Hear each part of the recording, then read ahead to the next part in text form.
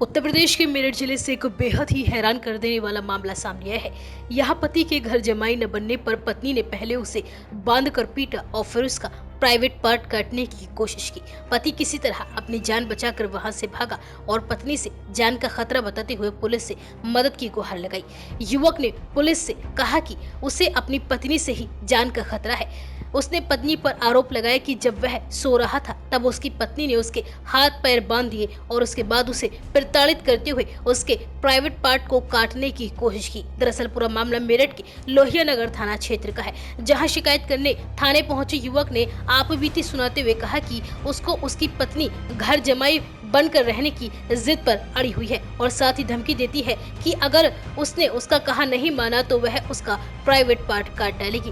पत्नी की ज्यादतियों की शिकायत लेकर थाने पहुंचे जाहिदपुर बुड़ेरा के रहने वाले युवक ने पुलिस को बताया कि उसकी शादी उत्तराखंड के हरिद्वार के ज्वालापुर में 6 साल पहले हुई थी। उसने बताया कि उसका परिवार यहाँ मेरठ में रहता है, लेकिन वो काम के सिलसिले में अक्सर असम में रहता है। इस बीच उसकी पत्नी माता पिता से आए दिन झगड़ा करने लगी, जिस वजह से उसके माता पिता भी अलग रहने लगे। इस सब के बावजूद उसकी पत्नी ने उनसे झगड़ा करना बंद नहीं किया। अब वह चाहती है कि वह ज्वालापुर में जाकर घर जमाई बनकर रहे। युवक ने लोहिया नगर थाने में अपनी पत्नी के अलावा सास ससुर साले और अपनी साली के खिलाफ भी शिकायती पत्र देकर कार्यवाही की गुहार लगाई है। उसने आरोप लगाया है कि उसके ससुराल वाले साला साली और पत्नी बार बार उस पर घर जमाई बनकर ज्वालापुर में ही रहने का दबाव बना रहे हैं। युवक का कहना है कि सामाजिक दबाव बनाकर भी उसने सभी को समझाने का प्रयास किया, लेकिन बात नहीं बनी। पति ने अपनी पत्नी और सास ससुर अन्य रिश्तेदारों के द्वारा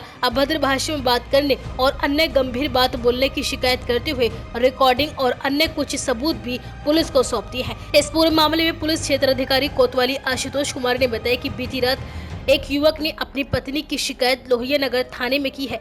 युवक के आरोप बेहद ही गंभीर हैं। इस मामले में लोहिया नगर थाना प्रभारी को जांच कर आवश्यक कार्यवाही करने के निर्देश दे दिए गए हैं।